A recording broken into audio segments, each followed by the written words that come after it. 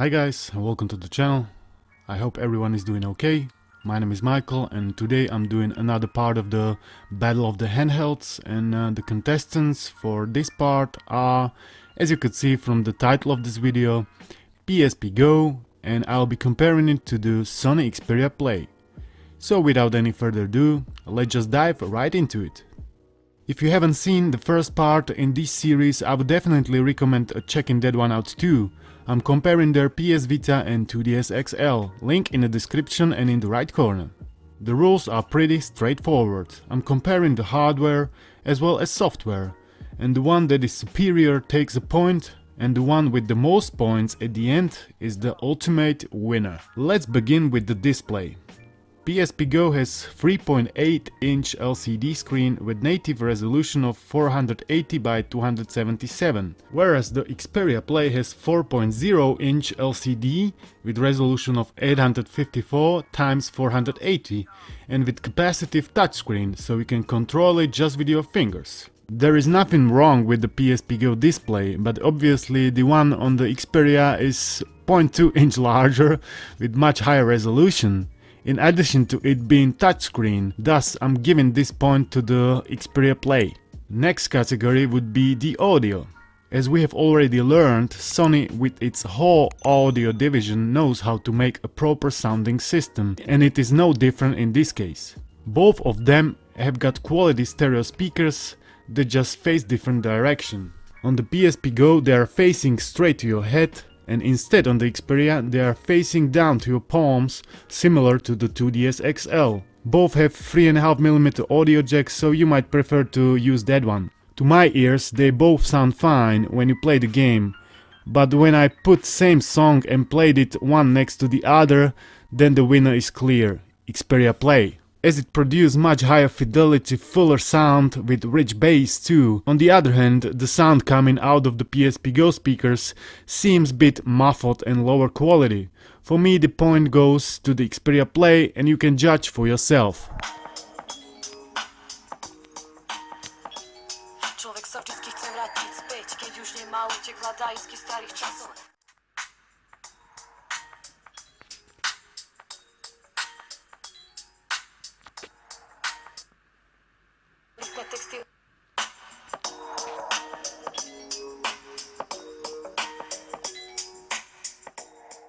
Now I will take a look at the controls. Let's start with the D-pad.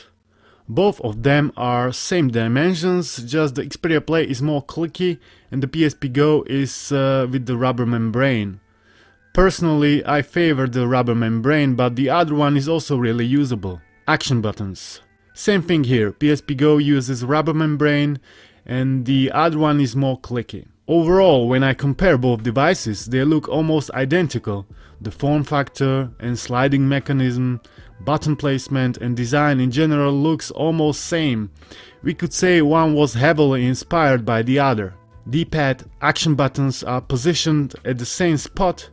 Two circular layouts at the same spot. Start, select and home buttons don't match, but shoulder buttons, volume buttons on the top do match, and also the headphone jack and power connector are on a very similar location from the bottom side of the devices. And clearly the Android function buttons are not present on the PSP Go. I have saved the best bit for the last, the joystick. On the PSP there is just one knob that functions as your main means of changing direction.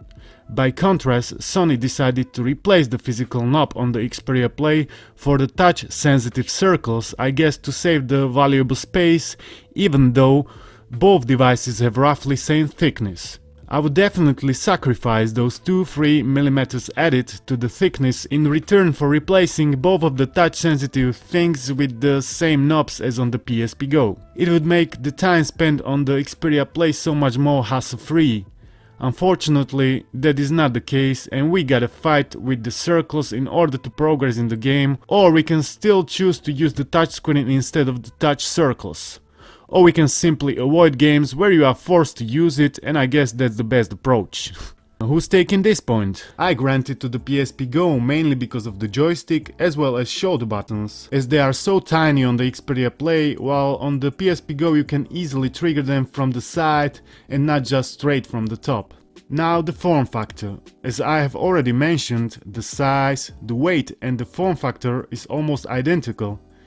And apart from all the buttons distinction, there is only one thing I want to point out. That being the bottom side of the PSP Go has got this sharp corner cutout for the headphone jack and power supply. It might seem as a minor nitpick, but after a while of holding and playing on it, it really hurts both of my ring fingers. Usually it comes to the point where I gotta take a break and recover my fingers. No such corner is on the Xperia Play. There is just a nice smooth curved corner that can cause no harm to your fingers. Even with this issue, I still feel that PSP Go is better fit for my hands, primarily because of the more round edges and more ergonomic button placement, so this point goes to the PSP Go. Also, please bear in mind, all the results are based on my perception of the devices, so your outcome may vary. Following category is, let's call it special features. Both of them has got Bluetooth and Wi-Fi connectivity, both support audio and video playback. Xperia Play can make phone calls and video calls, there is even camera too. There is the proprietary memory card M2 in PSP Go, which was used in older Sony Ericsson phones, and there is the normal microSD slot in Xperia Play. I'm giving this point to the Xperia Play as the features can be properly utilized in contrast to the PSP Go features, where you're gonna encounter many hiccups along the way. You wanna share MP3 via Bluetooth? Too bad, error, operation failed. You wanna connect to the Wi-Fi? What a shame, your Wi-Fi router or mobile hotspot is too new, so it is not supported. Unanimous decision. Beside the fact that PSP Go can do video output to your TV and Xperia Play is not capable of doing it, but even this single feature can't save it. Now the specs.